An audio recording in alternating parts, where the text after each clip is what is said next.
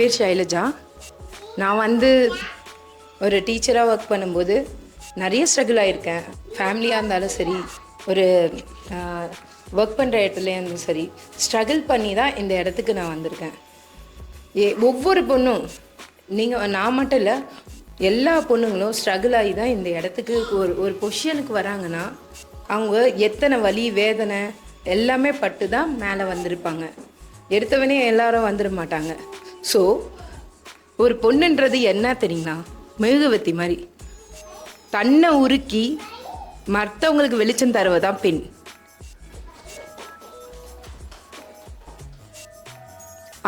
அப்படிப்பட்ட பெண்ணை வந்து நம்ம எப்படி நம்ம ஒரு தாயாக வந்து, இப்போ நீங்கள் ஒரு பசங்க வந்து பசியில் இருந்தாங்கன்னு வச்சுங்க, பசங்க வந்து இல்லைம்மா எனக்கு பசிக்கல அப்படின்னு சொன்னான்னு வச்சுங்க, நம்ம மனசு கேட்காது, நம்ம சாப்பிட மாட்டோம். ஃபஸ்ட்டு அவன் சாப்பிட வச்சுட்டு தான் நம்ம சாப்பிடுவோம்.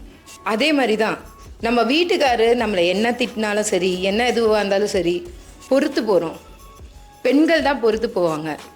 ஃபஸ்ட்டு நீங்கள் சொல்லுவாங்க, நீங்கள் தான் பஜாரி மாதிரி கத்துறீங்க அப்படிலாம் சொல்லுவாங்க. பட் ஆனால் அப்படி கிடையாது.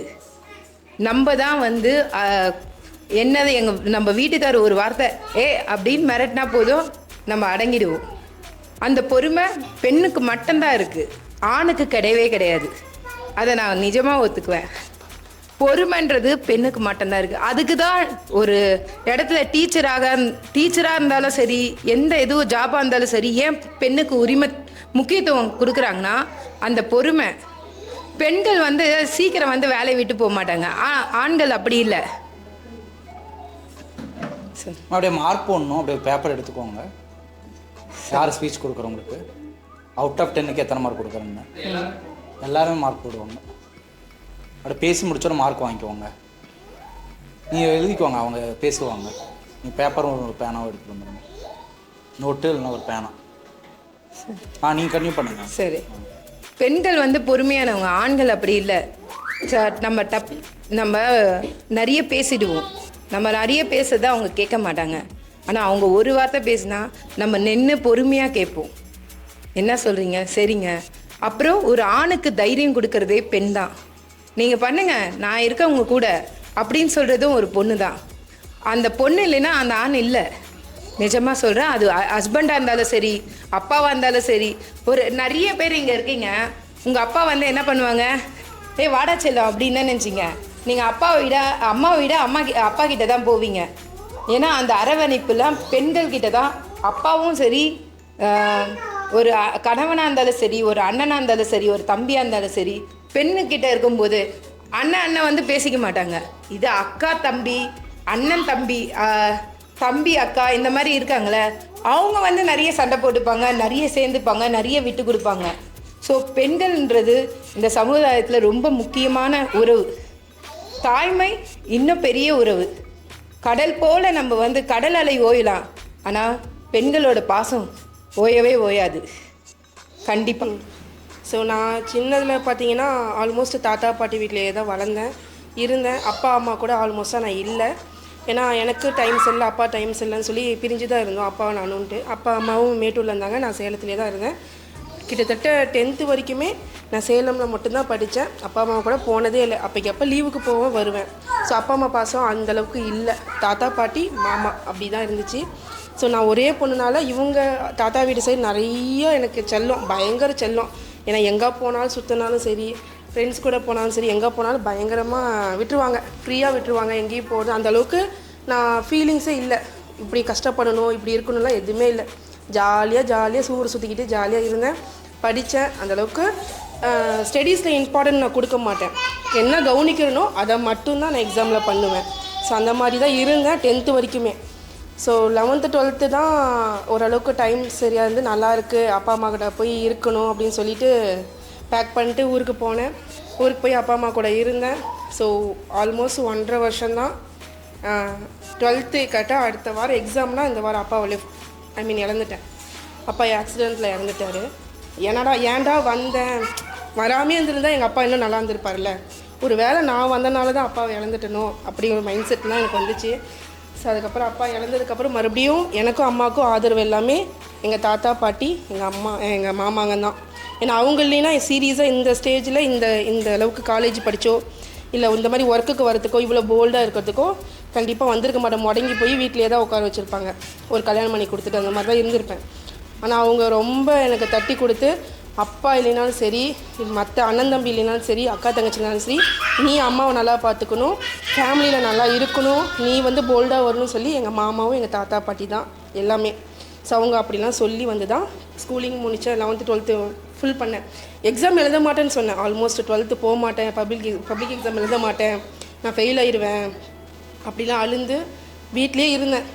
பிரின்ஸிபல் சிஸ்டர் வந்து பேசி உன்னால் முடியும்னான்னு சொல்லி ஆல்மோஸ்ட் சென்டம் அடிக்கிறனோ இல்லையோ பாஸ் ஆனேன். பார்டர் பாஸ் ஆகிட்டேன்.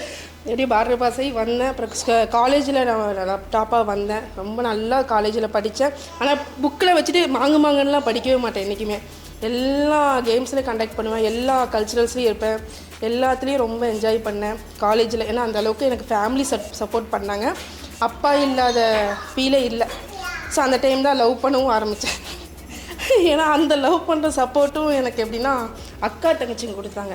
இந்த மாதிரி லவ் பண்ணுறதுக்கு சப்போர்ட் பண்ணலை, லவ் பண்ணுறது தப்புன்னு சொல்லலை, கரெக்டாக பண்ணு, கரெக்டாக இரு, படிப்பும் கரெக்டாக பாரு அப்படின்னு சொல்லி அந்த மாதிரி மோட்டிவேஷனை கொடுத்து எல்லாம் வழி நடத்துனாங்க. போனோம், பிடிச்சோம்.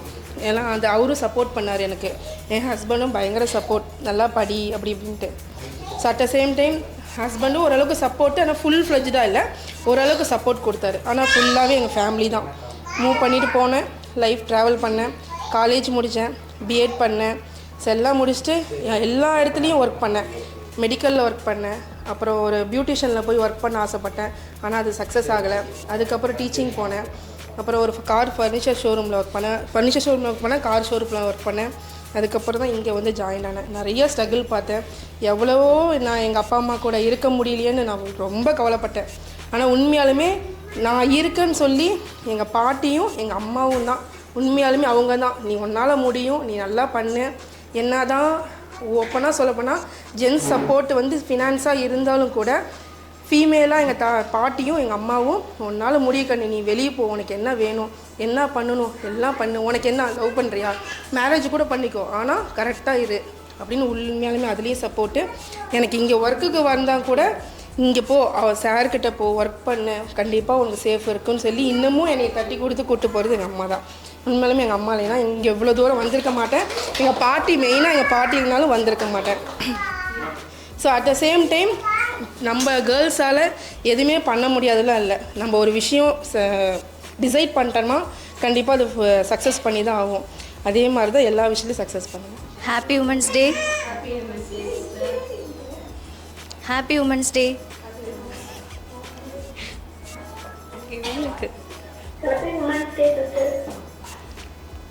ஹாப்பி உமன்ஸ் டே சிஸ்டர்.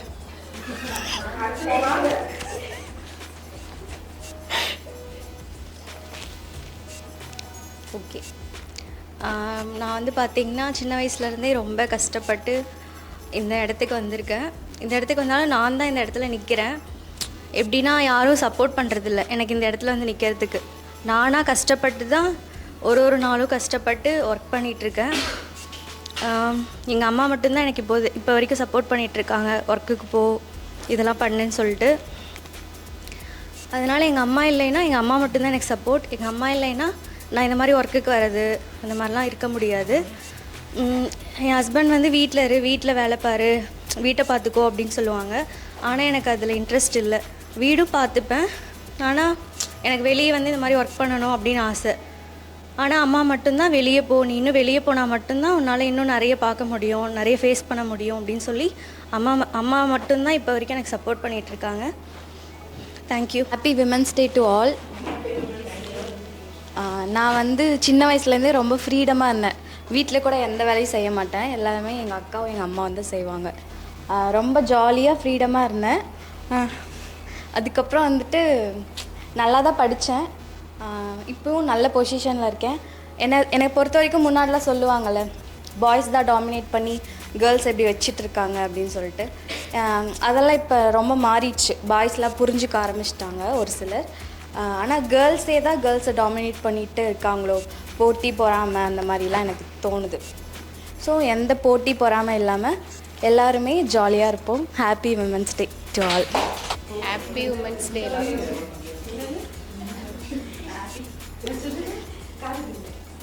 காதல் கேட்க கலாய்க்காதீங்கம்மா, இவங்க பேசுங்கம்மா நீங்கள். கலாய்க்காதீங்க. நான் வந்துட்டு கஷ்டம்லாம் நான் பட்டது கிடையாது. நான் பட்டிருப்பேன், ஆனால் எனக்கு தெரியாது. இந்த கொரோனா வந்தது அப்போ தான் எனக்கு தெரியும் எங்கள் வீட்டில் ஒரு கஷ்டம் அப்படிங்கிறது எனக்கு அப்போ தான் தெரியும்.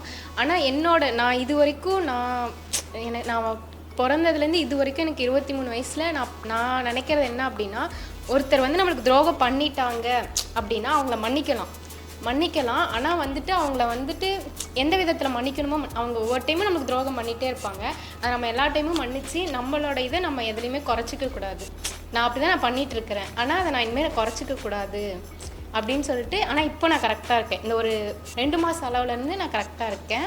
இதேமாரி நான் சரியாக ஒருத்தர் நம்ம பண்ணிட்டாங்க அப்படின்னா அதை மன்னித்து அதை நம்ம ஏற்றுக்கலாம். ஆனால் அவங்க திரும்ப நம்மக்கிட்ட பண்ணிவிட்டு திரும்ப வந்தும் நம்ம திரும்ப அவங்க பண்ணிகிட்டே இருக்காங்க, அதை நம்ம ஏற்றுட்டே போனோம் அப்படின்னா அந்த இடத்துல வந்து நம்ம முட்டாளாக இருக்கிறோம் அப்படின்னு. நான் இனிமேல் முட்டாளாக இருக்கக்கூடாது, கொஞ்சம் அறிவாளியாக இருக்கணும் அப்படின்னு சொல்லிட்டு. அனைவருக்கும் இனிய உலக மகளிர்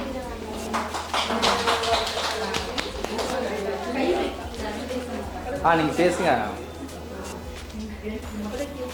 சரி, நான் வந்துட்டு சின்ன வயசுலேருந்து மாமா வீட்டில் 5th வரைக்கும் படித்தேன். எனக்கு கஷ்டம்னா என்னமே தெரியாது. அப்புறம் அதுக்கப்புறம் 6th எங்கள் வீட்டுக்கு போயிட்டேன். அப்போ தான் எங்களுக்கு கஷ்டம்னா என்னன்னு தெரியும்.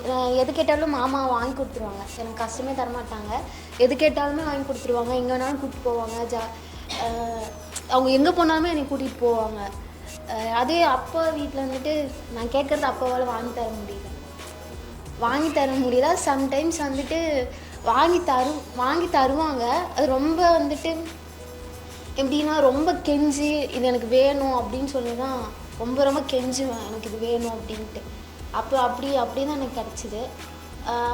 அதுக்கப்புறம் நான் சைலண்ட்டாக இருப்பேன், யார்ட்டையுமே பேச மாட்டேன். 10th ஸ்கூல் எல்லாத்துலேயுமே. காலேஜில் 2nd இயர்லேருந்து தான் ஃப்ரெண்ட்ஸ் கிட்ட பேசவே ஆரம்பித்தேன். ஜாலியாக என்ஜாய் பண்ணுறது, சுற்றுறது அப்படின்ட்டு. அப்பயுமே வந்துட்டு அவங்க லீவுக்கெலாம் அவங்க ஐவிலாம் கூட்டிகிட்டு போவாங்க காலேஜில். ஆனால் எங்கள் வீட்டில் விட மாட்டாங்க. 2 ஐவி கூட்டிகிட்டு போனாங்க, விடவே மாட்டாங்க. ஃப்ரெண்ட்ஸ் கூட வெளியே விட மாட்டாங்க. அதில் இதானேன். அதுக்கப்புறம் வந்துட்டு எங்கள் அப்பா வந்துட்டு எப்படின்னா, நீ பண்ணிடுவியா அது மாதிரி அப்படி மாதிரி பண்ணுவாங்க. இந்த வேலைக்கு வந்துட்டு அப்போ 6 மாதத்துக்கு மேலே நீ தாக்கு பிடிக்க மாட்டேன், வந்துருவ பாரு அப்படின்னாங்க. 6 மாதத்துக்கு மேலே வந்தேன். அதுக்கப்புறம் வந்துட்டு அதுக்கப்புறம் அப்பா ஃபஸ்ட்டு வந்துட்டு அம்மா தான் எனக்கு முன்னாடி உமன்ஸ் டே வந்துட்டு அம்மாவுக்கு தான். வந்துட்டு அம்மா காலையில் எனக்காக 4:30க்கு எழுந்திரிச்சு சமைச்சி திரும்ப வந்துட்டு 7-9 மணி வரைக்கும் போகிற வரைக்குமே அம்மா தான் முழிச்சிட்டு இருந்துட்டு சாப்பாடு செஞ்சு கொடுக்குறது வரைக்கும் அம்மா தான் எனக்கு வெயிட் பண்ணுவாங்க.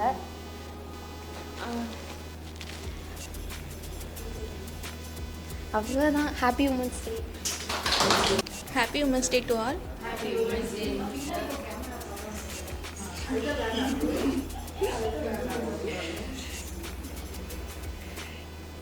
ஸ்ட்ரகிள்ஸ்ன்னு பார்த்தோன்னா இந்த லாஸ்ட்டு 5 இயர்ஸ் தான் நான் ரொம்ப ஸ்ட்ரகிள் பண்ணியிருக்கேன்னு நினைக்கிறேன். நானும் சின்ன வயசுலேருந்து ஒரே பொண்ணுனால ரொம்ப செல்லமாக தான் வீட்டில் வளர்த்தாங்க. அதனால் கஷ்டம்னாவே நிஜமாக என்னென்னு எனக்கு நிஜமாக தெரியாது. ஃபைனான்ஷியல் சரி, எஜுகேஷன் எல்லா விஷயத்துலையுமே எனக்கு லாஸ்ட்டு 5 இயர்ஸ் தான் கஷ்டம்னா என்ன, ஒவ்வொரு டேவும் எப்படி என்ன ஏதுங்கிறது நானே ரியலைஸ் பண்ணது லாஸ்ட்டு 5 இயர்ஸ் தான். ஸோ எனக்கு வந்து எக்ஸ்பீரியன்ஸ் கம்மி தான். ஃபஸ்ட்டு ஜாப் வந்த வாட்டி தான் எனக்கு ஒரு வெளி உலகனா என்னன்னு தெரிய ஆரம்பிச்சிச்சு. நான் என்ன கற்றுக்கிட்டேன்னா, ரொம்ப போல்டாக இருக்கணும், எல்லா இடத்துலையுமே யாரையும் நம்ம டிபெண்ட் பண்ணி இருக்கக்கூடாது. அது ஒன்று நான் யோசிச்சு சொசைட்டிக்கு அந்த ஒரு மெசேஜ் மெயினாக சொல்லணும் நானே நினச்சிட்டு இருந்த ஒன்று. நெக்ஸ்ட்டு வந்து ஒவ்வொரு வெற்றிக்கு பின்னால் ஒரு பெண் இருக்காங்கன்னு சொல்கிறது வந்து நான் இப்போ ரியலைஸ் பண்ணியிருக்கேன் இந்த 1 இயரில். ஏன்னா எங்கள் ஃபேமிலியில் பல ஸ்ட்ரகிள்ஸ் வந்துச்சு. ஆனால் எங்கள் டேடி டவுனாக இருக்கும்போது எங்கள் மம்மி மட்டும் தான் ஃபுல் சப்போர்ட் பண்ணாங்க. இப்போ எனக்குமே அவங்க தான் சப்போர்ட் பண்ணுறாங்க. ஸோ அம்மாங்கிற கேரக்டர் லைஃப்பில் ரொம்ப முக்கியத்துவங்கிறது நான் இப்போ ரொம்பவே ஃபீல் பண்ணி உணர்ந்துட்டேன் நான் அதை. ஸோ இந்த டைமில் நான் தேங்க்ஸ் சொல்லணும் அப்படின்னாவே எங்கள் அம்மாவுக்கு தான் மெயினாக தேங்க்ஸ் சொல்லணும்னு நினைக்கிறேன். ஸோ அம்மாவை வந்து ரொம்ப ஹர்ட் பண்ணி இது பண்ணக்கூடாது அப்படிங்கிறது நான் இப்போ இன்னிலேருந்து நான் இது பண்ணிகிட்ருக்கேன். Thank you all. ஸோ இங்கே இருக்கிற கேர்ள்ஸஸ்க்கு எல்லாத்துக்குமே என்னுடைய பெஸ்ட்டு விமென்ஸ் டே. ஸோ ஏன் நான் சொல்கிறேன் அப்படின்னு பார்த்தீங்கன்னா, நீங்கள் ஆல்மோஸ்ட் இப்போ நீங்கள் பேசிகிட்டு இருந்ததோடலும் பார்த்தீங்க அப்படின்னா எவ்வளோ ஸ்ட்ரகிள் பண்ணி நான் வந்திருக்கேன் அப்படின்னு சொல்கிறீங்க. பட் ஆனால் இந்த ஸ்ட்ரகிளை விட நான் இந்த இடத்துல என்னுடைய பேரை வந்து நான் சொல்கிறதுல எனக்கு ரொம்ப ஹாப்பி. ஏன்னா ஐ எம் ஏ கோமதி சக்திவேல் தேவகி. ஏன்னா என்றைக்குமே என் டேடி மம்மி தான் எனக்கு எவ்வளோ பெஸ்ட்டு. ஸோ இதில் வந்து ஒரு மெயின் இன்ஸ்ட்ரக்ஷன்ஸ் என்ன அப்படின்னு பார்த்தீங்கன்னா, இப்போ வந்து நம்ம எவ்வளோ நாள் காலத்துலலாம் முன்னாடி பார்த்தீங்கன்னா ஒரு கேர்ள்ஸஸ் வந்து வீட்டை விட்டு வெளியே வரதுக்கே வந்து ரொம்ப கஷ்டப்பட்டிருப்பாங்க. ஏன்னா அந்தோடைய சுச்சுவேஷனில் அப்படி இருந்துச்சு. ஏன்னா அந்த இடத்துல வந்து பார்த்திங்கன்னா ஒரு நிர்வாகம் ப்ளஸ் வந்துட்டு ஒரு வீடை வந்து நம்ம எல்லாம் பார்க்கணும் அப்படிங்கும் போது அதுக்கு வந்து அந்த பெண்கள் வந்து இருக்காங்க அப்படிங்கிறதா இருந்துச்சு. ஆனால் இன்றைக்கி சூழ்நிலையில் வந்து பார்த்திங்க அப்படின்னா பெண்கள் எல்லாருமே வந்து வெளியே வந்து வேலை செய்கிறாங்க அப்படிங்கும் போது ஃப்ரீடம் கொடுக்குறாங்க அப்படின்னா அதில் ஒரு பெஸ்ட்டான ஒரு பிளாட்ஃபார்ம் அப்படிங்கிறது யாருன்னா அங்கே இருக்கிற ஆண்கள் மட்டும்தான். ஏன்னா அவங்க நினச்சா மட்டும்தான் நம்மளால் வெளியே கொண்டு வர முடியும். ஸோ இதை வந்து நிறைய பேர் சொல்லுவாங்க, இன்றைக்கி இருக்கிற வந்து பெண்களுக்கு வந்து நம்மளுக்கு உரிமை இல்லை, நம்மளை வந்து தொந்தரவு பண்ணுறாங்க அப்படின்லாம் நினைப்பாங்க. ஆனால் ஒரு விஷயம் நல்லா கேதர் பண்ணுங்கள். ஃபஸ்ட்டு ப்ராப்ளம் வரும்போதே நம்மளுக்கு தெரியும். அந்த ப்ராப்ளம் வரும்போதே அந்த இடத்துலையே நம்ம அதை ஸ்டாப் பண்ணிட்டோன்னா அது எப்பயுமே கண்டினியூ ஆகாது. ஸோ அதை வந்து யாருமே பண்ணுறதில்ல. ஒரே ஒரு விஷயம் என்னென்னா அப்புறம் பார்த்துக்கலாம் அப்படிங்கிறதான். ஸோ என்றைக்குமே உங்களுடைய லைஃப்பில் எந்த ஒரு ப்ராப்ளம் வந்தாலும் அதை அப்பயே ஸ்டாப் பண்ணுங்கள். ஹாப்பினஸ்ஸை எப்பயுமே கண்டினியூ பண்ணுங்கள். இதுதான் நான் கொடுக்குற ஒரு விமென்ஸ் டேயில் ஒரு பெஸ்ட்டு தீம். ஸோ இது நீங்கள் எல்லாருமே ஃபாலோ பண்ணுங்கள். ஃபர்ஸ்ட் ஆஃப் ஆல் நான் என்ன சொல்லிக்கிறேன், so I am A Gomathi. So என்னதில் பார்த்தீங்க அப்படின்னா என்னுடைய லைஃப் ஸ்டைலில் பார்த்தீங்கன்னா ரொம்ப ஹாப்பியாக தான் இருக்கும். ஏன்னா நாங்கள் வந்து டோட்டலாக வந்து பார்த்தீங்கன்னா 4 பொண்ணுங்க. அப்பயே நான் வந்து கேர்ள்ஸ் ஃப்ரீடம் வந்துருச்சு எனக்கு. ஏன்னா எங்கள் அப்பா பார்த்தீங்கன்னா ஒவ்வொரு விஷயமே வந்து ஹாப்பி தான். எல்லார் இடத்துலையும் யாராவது போனாங்கன்னா உங்கள் வீட்டில் எத்தனை குழந்தைங்கன்னு கேட்டாங்கன்னா சொல்லுவாங்க. பட் அப்பா வந்து எப்படி சொல்லுவாருன்னா 4 பெண் பிள்ளைகள் அப்படின்னு தான் சொல்லுவாங்க. இன்னுமே எனக்கு வந்து அந்த என்ன குழந்தைங்க கேட்டால் பொம்பளை குழந்தைன்னு சொல்கிறாங்களா அந்த மாதிரி வேர்ட்ஸ் கேட்டால் எனக்கு பிடிக்காது. ஆனால் அப்பா சொல்லி கொடுத்தது என்னென்னா பெண் பிள்ளைகள்னு சொல்லணும் அப்படின்னு சொல்லுவார். அதுக்கப்புறம் பார்த்தீங்கன்னா என்னுடைய ஸ்டடீஸ். ஸோ எனக்கு வந்து ஸ்டடீஸில் பொறுத்தவரையிலும் பார்த்தீங்கன்னா நான் 10th ஸ்டாண்டர்ட் வந்ததுக்கு அப்புறம் தான் எனக்கு வந்து இவ்வளோ கஷ்டம் இருக்குது, அப்பா இவ்வளோ கஷ்டப்படுறாரு அப்படிங்கிறதே எனக்கு தெரியும்.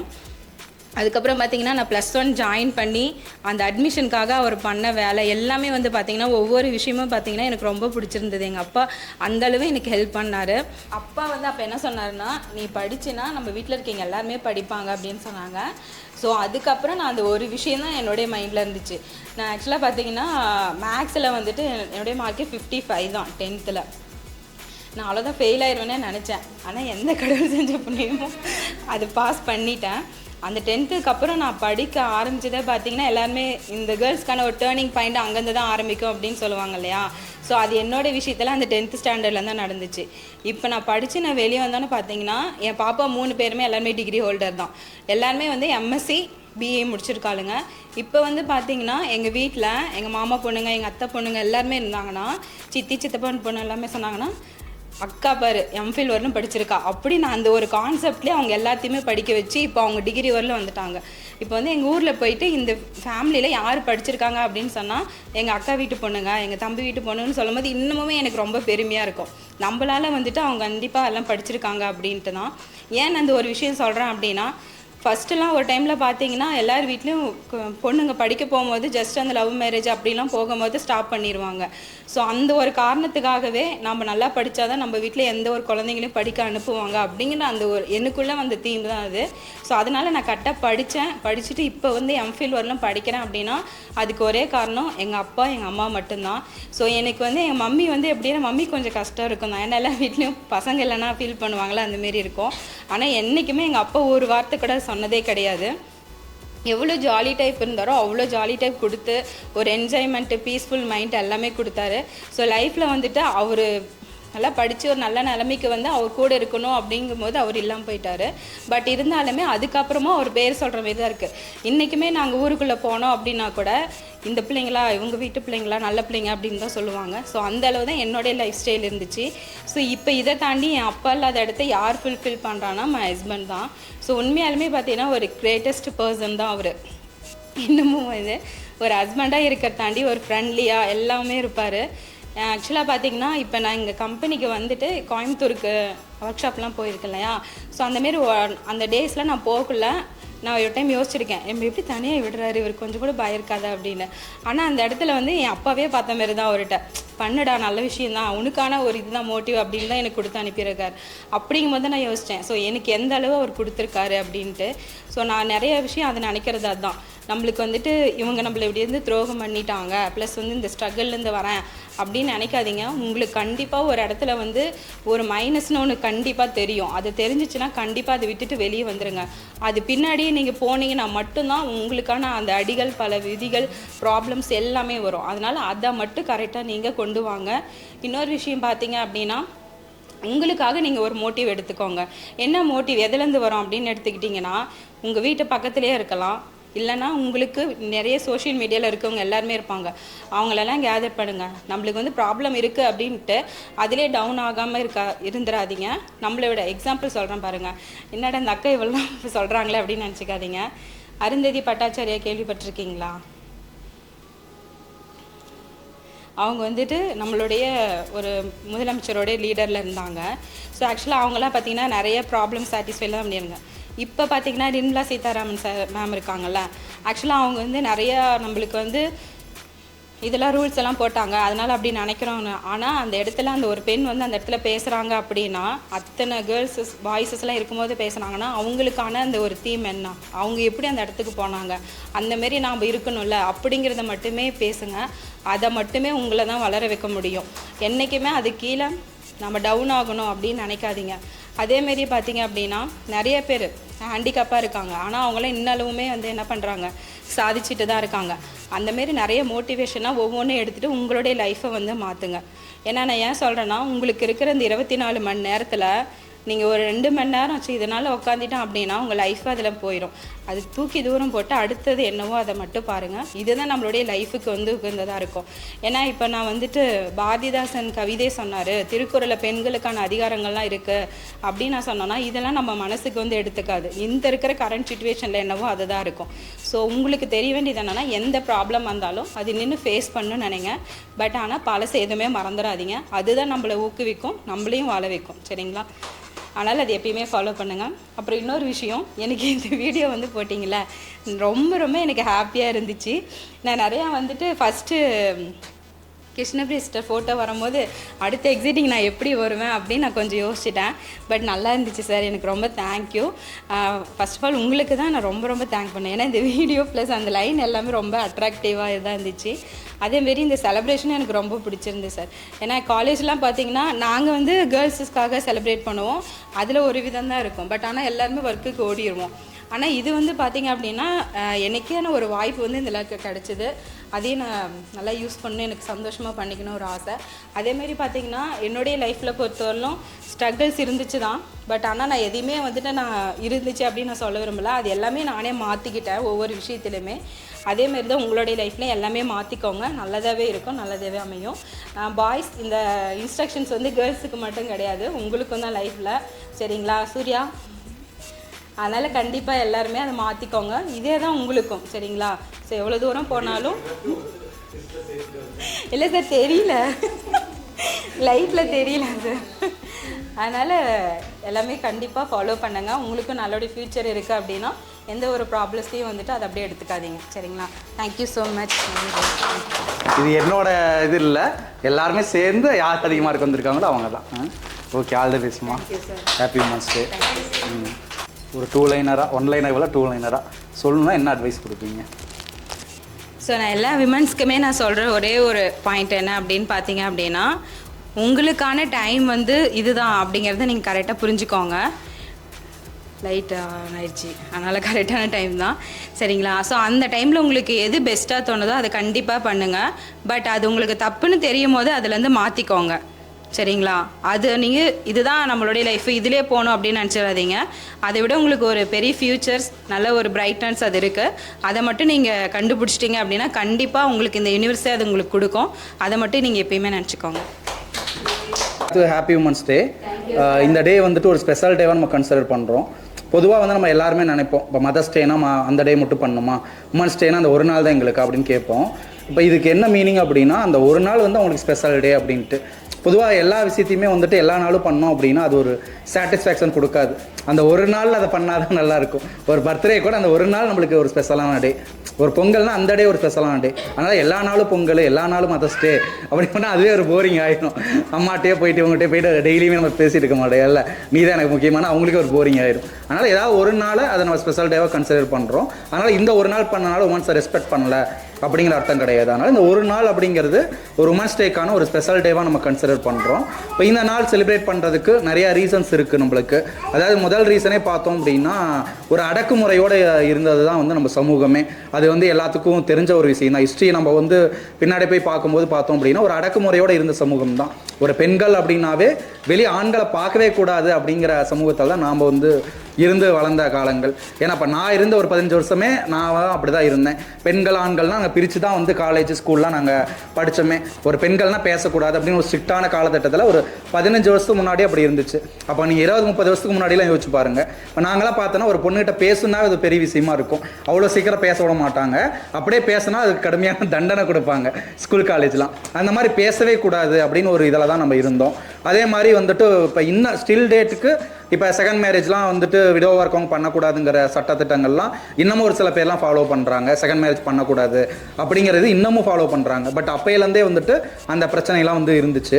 பட் இப்போ சமூகத்தில் நிறையா மாற்றங்கள் வந்திருக்கு. இப்போ சொத்துரிமையிலேருந்து எல்லா விதமான உரிமைகளும் மேக்ஸிமம் கொடுத்துருக்கோம். பட் ஸ்டில் வந்துட்டு உமனை வந்து அப்யூஸ் பண்ணுறது வந்து இன்னமும் நடந்துட்டு தான் இருக்குது. இது வந்து அப்பையிலேருந்தே ராஜா காலத்துலேருந்து ஆரம்பித்தது. இப்போ எப்படின்னா இப்போ ராஜாக்கெலாம் பார்த்தோம்னா அப்போ நிறையா ஒய்ஃப் வச்சுருப்பாங்க. அந்த ஒருத்தர் வந்து நிறைய பெண்கள் இருப்பாங்க. அப்போ நீங்கள் ஹிஸ்ட்ரியில் பார்த்துருப்பீங்க. அப்போ அப்பையிலேருந்தே பார்த்தோன்னா ஒரு ஆண்னா வந்து 100 பெண்களோட ஒய்ஃபாக வச்சுக்கிறது இந்த மாதிரி தான் வந்துட்டு நீங்கள் பார்த்துருப்பீங்க. இப்போ தசரதன் கூட எடுத்துக்கிட்டிங்கன்னா அவங்களுக்கு எத்தனையோ ஒய்ஃபு நீங்கள் பார்த்துருப்பீங்க. இது ராஜா காலத்துலேருந்தே இருக்குது. கரெக்டு தானே? ஆனால் பெண்கள் வந்து பார்த்தோம் அப்படின்னா ஒரு 2 பேர்த்தோட வெளியே போய் பேசினாவே தப்பாக பேசுவாங்க. அந்த மாதிரி சமூகம் தான். ஆனால் ஆண் சமுதாயம் அந்த மாதிரி கிடையாது. ராஜா காலத்துலேருந்து ஒரு ராஜா அப்படின்னா நிறையா ஒய்ஃப் வச்சுக்கிறது நிறைய இது பண்ணி ஸ்டில் அந்த மாதிரி தான் வந்து ஃபாலோ ஆகிட்டு இருந்துச்சு. பெண்கள் வந்து பார்த்தோம் அப்படின்னா சும்மா ஒரு சிரித்து பேசினா கூட ஒரு தப்பாக இது பண்ணுறது, தப்பாக அவங்கள பற்றி பேசுறது. ஒரு மேரேஜ் ஆன பொண்ணு யார்கிட்டயாவது பேசினா கூட ஒரு ஹஸ்பண்ட் வந்து ரொம்ப கடுமையாக திட்டுவாங்க, எதுக்கு நீ அவங்ககிட்ட பேசுகிற அப்படின்னு ஸ்டில் வந்து அந்த பிரச்சனை வந்து இருக்குது. பெண்களுக்கு வந்துட்டு அது வந்து ஒரு பெரிய பிரச்சனையாகவே இருக்குது. இப்போ பெண்கள் வந்து வெளியே வந்துட்டாங்க. ரொம்ப பேசினா நம்ம வாயாடின்னு சொல்லிடுறோம், கொஞ்சம் எதிர்த்து பேசினா நம்ம திமிரு பிடிச்சவங்கன்னு சொல்லிடுறோம். கரெக்டு தானே? இந்த மாதிரி வந்து பெண்களை வந்து இன்னமுமே ஒரு சமூகம் வந்துட்டு அப்படி தான் சொல்லிட்டு இருக்குன்னு நம்ம சொல்லலாம்.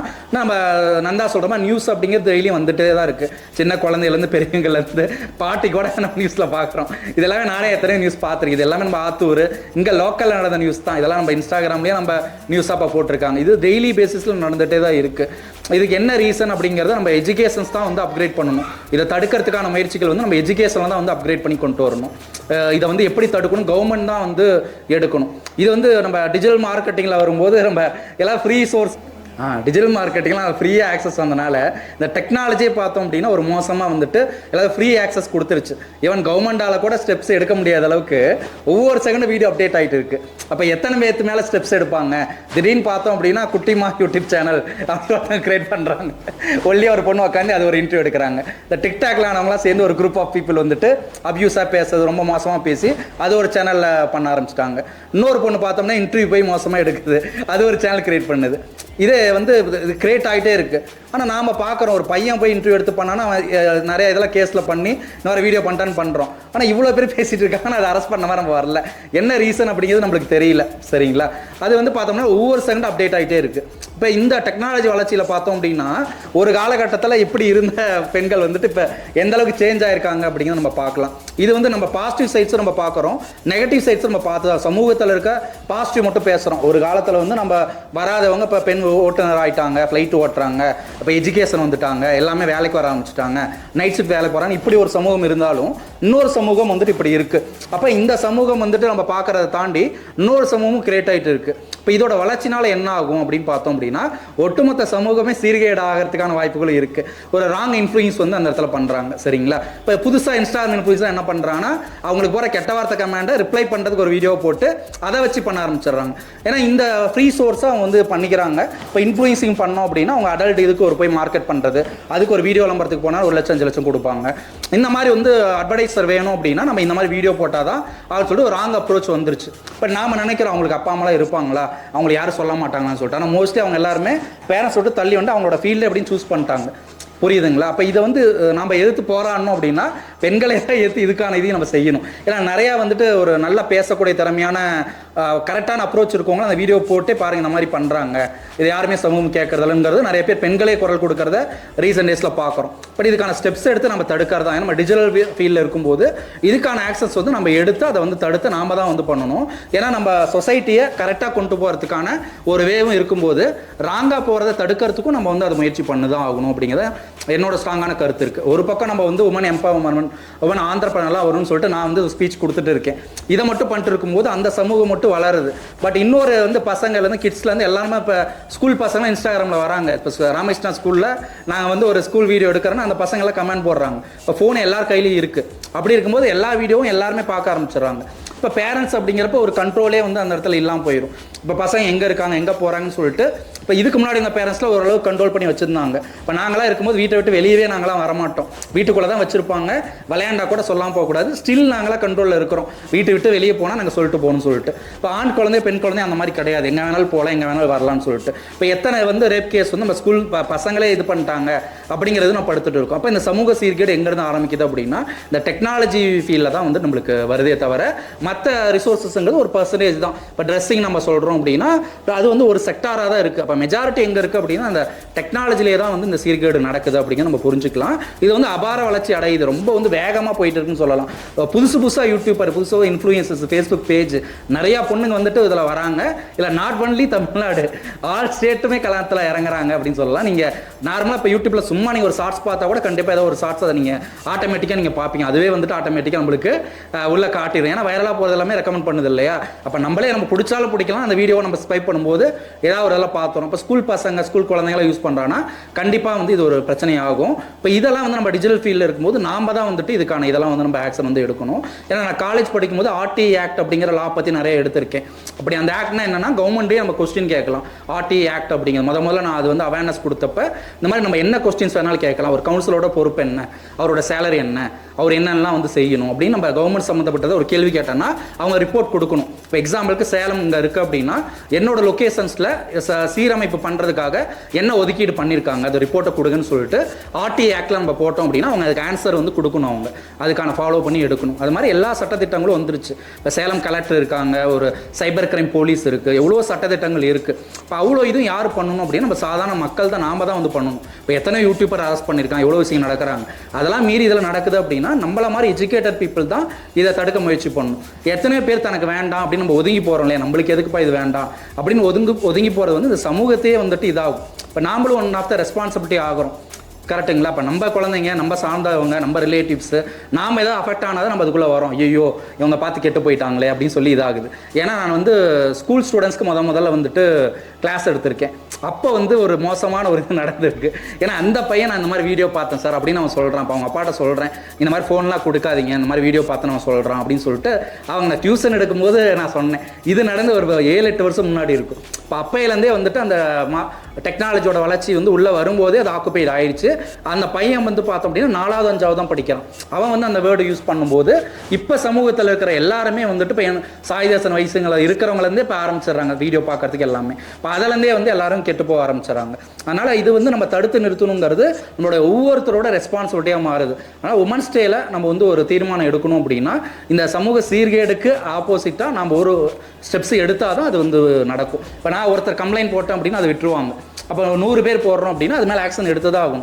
ஒரு யூடியூப் வீடியோ எடுத்து நம்ம லிங்க் எடுத்து இது அப்யூஸ் ஆகுது, இது சமூகத்தை கெடுக்கும், இதை உடனே வந்துட்டு இதை க்ளோஸ் பண்ணி அவங்க மேலே ஆக்ஷன் எடுக்கணும்னு சொல்லிட்டு ஜஸ்ட் ஒரு ஆன்லைன் ரிப்போர்ட் கொடுத்தனாவே முடிஞ்சிச்சு. அதை ஃபாலோ பண்ணி அதுக்கான இதை நம்ம ஸ்டேட்மெண்ட்டை வாங்கணும். அதையும் மீறி போனால் எல்லா சட்டத்திட்டமும் நம்மளுக்கு தெரிஞ்சது தான். ஏன்னா யூடியூப்லேயே லாலாம் நம்ம படிக்கிறோம், ஒரு எங்கே போனாலும் ஈஸியாக வருது. நம்ம டெக்னாலஜி ஃபீல்டில் இருக்கோம். அப்போ நம்ம ஒருத்தர் அப்யூஸ் பண்ணுறவங்க தான் நம்ம தடுக்கிறோமே தவிர நம்ம எதுவுமே தப்பு பண்ணல இல்லையா, நம்ம பயப்படவே தேவையில்லை. அப்போ நம்ம ஒரு டெக்னாலஜியில் இருக்கோம், ஒரு எஜுகேட்டடாக இருக்கோம் அப்படின்னா ஒரு சமூகம் வந்துட்டு ஒரு சிறந்த ஒரு விஷயத்தை மட்டும் பார்க்குறமே தவிர ஒரு செக்டாரை நம்ம ஒதுக்கியே வச்சிடறோம். அப்போ அதை நம்ம எடுத்து போகிறானுங்கிறத இந்த உமன்ஸ் டேல நம்ம வந்து கண்டிப்பாக செய்யணும். இதில் எல்லா உமன்ஸும் சேர்ந்து பண்ணணும். ஏன்னா உமன்ஸ் போராட்டம் அப்படிங்கிறது ஆண்களுக்கு எதிரானதாகவே இருக்குது. அப்போ உமன்ஸ் எதிரானதுக்கு வந்து உமன்ஸே வந்து தான் தடுக்க முயற்சி பண்ணணும். இப்போ இவ்வளோ தூரம் நடக்கும்போது நம்ம பெரும்பாலும் ஆண்களே தான் நம்ம சொல்லிட்டு இருக்கோம். அப்போ அது எங்கேருந்து வருது, அதோட ரூட் காஸ் எங்கே இருக்குங்கிறத பயன் பண்ணி அதை நம்ம தடுக்க முயற்சி பண்ணுறதில்ல. நாம் பண்ணுறது எல்லாமே என்னென்னா ஒட்டுமொத்தமாக ஒரு ஆண் சமுதாயத்தையே வந்து நம்ம இது பண்ணுறோம். ஆண்கள்னாவே வெறுப்பானவர்கள், ஆண்கள் சரியில்லாதவர்கள், மோசமானவர்கள், ஆண்கள் வந்து சுயநலவாதிகள், அவங்களுக்கு வந்து சைக்கோ மாதிரி அந்த மாதிரி நம்ம ஒரு பட்டம் கட்டிடுறோம். அது அப்படி கிடையாது. ஒரு பெண்களோட வாழ்நாளில் வந்து ஒரு முயற்சி பண்ணி அவங்க அட்டைன் பண்ணுறனாவே கண்டிப்பாக முதல் இது அவங்க அப்பாவாக இருப்பாங்க, செகண்ட் அவங்க ஹஸ்பண்டாக இருப்பாங்க, உள்ள நல்ல நண்பராக இருக்கலாம். எத்தனையோ ஆண்கள் வந்துட்டு சப்போர்ட்டாக தான் இருக்காங்க. ஏன்னா இப்போ ஃபெமினிஸ்ட் பேசுகிறவங்க எல்லாமே ஸ்டேட்டஸ் வைக்கிறாங்க, எனக்கு வந்து ஆண்கள்னாவே பிடிக்காது, மோசமானவரும் வைக்கிறாங்க. இப்போ என் ஃப்ரெண்டு கேட்குறாரு, அப்போ அவங்க அப்பாவும் ஒரு ஆண் தானே பிடிக்காது, ஆமாம் அவரு மட்டும் என்ன அவரையும் எனக்கு பிடிக்காது அப்படின்னு அவங்க சிம்பிளாக சொல்லிட்டு போகிறாங்க. இந்த ஃபெமினிஸ்ட் பேசுகிறவங்க இது ஒரு மாடர்ன் வேல்யூ ஆயிடுச்சு. இப்போ ஆண்களே மோசமானவர்கள் தானா அப்படிங்கிற ஒரு இது வந்து வந்துருச்சு. அப்படி வந்து கிடையாது. இப்போ மக்கள் வந்து என்னென்னா ஒரு ராங் அப்ரோச், ராங் இதை உருவாக்குறாங்க.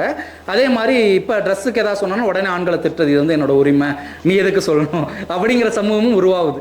சொசைட்டி, மாடர்ன் சொசைட்டி இந்த மாதிரி மாறிட்டு இருக்கு. இப்போ பெண்கள் செய்கிற தப்ப பெண்களே ஆதரிக்கிற மாதிரி வந்துட்டு உருவாகுது. முன்னையெல்லாம் வந்து நம்ம வீட்டில் போனோன்னா ஒரு அப்பா அம்மா கேட்பாங்க, அப்படிங்கிறப்ப ஒரு சமுதாயமே சீர்காடும் போது ஒரு பெரிய ஒரு ஆண் சமுதாயமே கேட்குதுங்கிறப்ப அதை நம்ம இது பண்ணுறதில்ல. இப்போ பெண்கள் வந்துட்டு இப்போ நீங்கள் தண்ணி அடிக்கக்கூடாது, சிகரெட் அடிக்கூடாதுன்னு சொல்லிட்டு கண்ட்ரோல் எடுத்துக்கிறாங்க. அப்போ வந்து ஆண்கள் யாருமே இது வந்து என்னோட உரிமை, நான் பண்ண மாட்டேன் அப்படின்னு இல்லை. எத்தனையோ ஆண்கள் வந்துட்டு குடி போதையிலேருந்து, மது பழக்கத்துலேருந்து, சிகரெட்லேருந்து, பெண்ணோட இதனால் வெளியே வந்திருக்காங்க. அப்போ ஆண்கள் யாரும் இது எதுக்கு நீ கேட்குற, இது எங்களோட உரிமை அப்படின்னு இது வரைக்கும் சொன்னதில்லை. அவன் உண்மையான அன்பாக இருந்தால் அதுலேருந்து எத்தனை பேர் வெளியே வந்திருக்காங்க அந்த ஒரு இதை எடுத்து. அப்போ பெண்களும் பார்த்தோம் அப்படின்னா ஒரு கைடன்ஸ் கொடுக்கும்போது அதை வந்து ராங் அப்ரோச்சாக ஒரு ஃபெமினிஸ்ட் பேசி தான் கரெக்டு, நாங்கள் வந்து வெளியே வந்துட்டோம் அப்படிங்கிற ஒரு ரூலில் வந்து அந்த இடத்துல உருவாகுது. அந்த மாதிரி வந்து பண்ணக்கூடாது அப்படிங்கிறதான் வந்துட்டு என்னோட இதாக இருக்குது. இப்போ பெண்களுக்கு எதிரானது பெண்களே தான் வந்து மோதணுமே தவிர பெண்களே அதுக்கு சப்போர்ட்டிவாக இருக்கக்கூடாது அப்படின்னு சொல்லி இந்த டேட்லேருந்து நம்ம எல்லாருமே வந்துட்டு நம்ம சைபர் ஆக்டிவிட்டிக்கு நாமளே முயற்சி பண்ணி ஜஸ்ட் ஒரு கம்ப்ளைண்ட் வந்து அந்த ஒரு சோசியல் மீடியா லிங்க்ஸோ இதே போனால் ஒரு 24 ஹவர்ஸ்க்குள்ள அவன் ஆக்ஷன் எடுக்கணும். அதை ஸ்டாப் பண்ணல அப்படின்னு நம்ம கொஸ்டின் கேட்கறது நம்மளுக்கு ரைட்ஸ் இருக்குது. சரிங்களா? எக்ஸாம்பிளுக்கு இப்போ நாமலாம் பார்த்தோன்னா ஒரு 2 to 3 lakh நான் இன்கம் டேக்ஸே கட்டணும்னு வச்சுக்கோங்களேன். நான் வந்து ஒரு கொஸ்டின் கேட்டேன்னா கவர்மெண்ட் வந்து ஆக்ஷன் எடுக்கணும். கரெக்டு தானே? இப்போ நம்ம யாருமே வந்து பண்ணுறது கிடையாது. ஏன்னா நம்ம லாவை பேஸ் பண்ணியே பண்ணுறது. அதாவது சிஎம் செல் இருக்குது, நிறைய ரிப்போர்ட்டிங் இது இருக்குது, எவ்வளோ ஃபாலோஸ் ஆன்லைனில் வந்துருச்சு, அதுலேயே நம்ம காப்பி எடுத்துக்கலாம். நிறைய இருந்தும் கூட நம்ம அதை எடுக்கிறதே இல்லை. எக்ஸாம்பிளுக்கு இப்போ ட்ரைனேஜ் போடணுன்னா கூட ட்ரைனேஜை நம்மளால் போட வைக்கலாம். மாநகராட்சியில் போய்ட்டு ஒரு கம்ப்ளைண்ட் பண்ணி ஃபாலோ பண்ணலாம். நம்ம எஃபர்ட்டே போடாமல் ஒட்டுமொத்த கவர்மெண்ட்டுமே திட்டிட்டு போயிடுறோம். எத்தனை பேர் ஏதாவது ஒரு தண்ணி பைப்பு நல்ல தண்ணி போகுதுன்னா மாநகராட்சி கால் பண்ணி சொல்கிறோம். அதை பார்த்து நம்ம கடந்து வந்துடுறோம். ஒரு ரோட்டில் வந்து ஒரு பைப் உடஞ்சிருக்கு, நம்ம என்ன பண்ணுவோம், பைப் உடஞ்சிருச்சா நான் பாட்டி வண்டியில் வருவோம், பார்த்துட்டு ஒன்றும் தெரியாமல் வருவோம். பட் நாங்கள் எஜுகேட்டட் இருக்கிற நாங்களாம் என்ன பண்ணுவோம்னா உடனே நாங்கள் மாநகராட்சி கால் பண்ணி இந்த இடத்துல நல்ல தண்ணி பைப் உடஞ்சிருக்கு, உடனே ஃபிக்ஸ் பண்ணுங்கன்னு சொல்லிட்டு இமீடியட்டாக நாங்கள் சொல்லிடுவோம். அந்த ஆக்ஷன் வந்து எடுத்துருவாங்க. இப்போ எக்ஸாம்பிள் இங்கே நான் ட்ரைனேஜ் கிளியர் பண்ண ஒரு கால் பண்ணேன் அப்படின்னா 24 to 48 hours அவங்க ரெக்டிஃபை பண்ணணும். அந்த கம்ப்ளைண்ட் நோட் பண்ணோம்னா இது நடக்கணும். இதுதான் வந்து ரூல்ஸ். பட் நம்ம எஜுகேட்டட் எல்லாமே இந்த டெக்னாலஜி, லா எந்த ஒரு இதுவுமே நம்ம யூஸ் பண்ணுறதில்ல. நம்மளோட இது எல்லாமே நாம் வந்து கரெக்டாக போகிறோமா, நம்மளோட க்ரோத்தை நோக்கி தான் போயிட்டு இருக்கு. ஆனால் சமுதாயத்துக்கு நாம் என்ன பண்ணணும், அந்த சமுதாய சீர்கேடத்திற்கு நம்ம என்ன பண்ணோம், டெக்னாலஜியில் நம்ம என்ன பண்ணோம் அப்படிங்கிறது நம்ம செய்யறதே கிடையாது. அதனால் இந்த ஆண் சமூகத்தை திட்டத்தை தாண்டி ஆண்கள் பெண்கள் ஈக்குவலுங்கிறதையும் தாண்டி உலகத்தில் வாழ்கிறது எல்லாமே ஆண்கள் பெண்கள் மட்டும்தான். ஒருத்தர் சப்போர்ட் இல்லாமல் இன்னொருத்தர் இருக்க முடியாது, இன்னொருத்தர் இல்லாமல் இன்னொருத்தர் இருக்க முடியாது. எத்தனை காலம் வந்து நான் இண்டிபெண்டாக இருப்பேன், எந்த ஆண்களுமே நான் போக மாட்டேன் அப்படின்னா விவசாயிலேருந்து எல்லா இடத்துலையும் ஆண்கள் வரதான் போகிறாங்க. ரேஷன் கடைக்கு போனால் அங்கே ஒரு ஆண்கள் நிற்பாங்க, எங்கே போனால் ஆண்கள் இருப்பாங்க. எத்தனை இடத்துல நம்ம இக்னோர் பண்ணிட்டு போவோம். இல்லை நான் தனியாகவே வளருவேன், இண்டிபெண்ட், எனக்கு வந்து ஹஸ்பண்ட் கிடையாது, ஃபாதர் கிடையாது, யாருமே இல்லை, நான் தனியால் வந்து நான் ஜெயிச்சுட்டேன்னு சொல்லுவாங்க. அப்போ நம்ம வேலை கொடுத்தது யார், ஒரு ஆண்கள் கிடையாதா, ஒரு வேலைக்கு போகப்போ கொலீக்ஸ் ஆண்கள் கிடையாதா, எத்தனை இடத்துல ஆண்களை மீட் பண்ணுறோம். அதனால் இந்த ஆண்களை வந்து நம்ம தடுத்து இருக்கிறத நிறுத்திட்டு இது ஒரு 2 பேர் சேர்ந்து சமுதாயத்தை முன்னேற்றத்துக்கு ஒரு உழைக்கணும். ஒவ்வொரு பெண்ணோட முன்னேற்றத்துலையும் சரி ஆணோட முன்னேற்றத்துலையும் சரி சம பங்கு 2 பேத்துக்குமே இருக்குது. உண்மைதானே அது?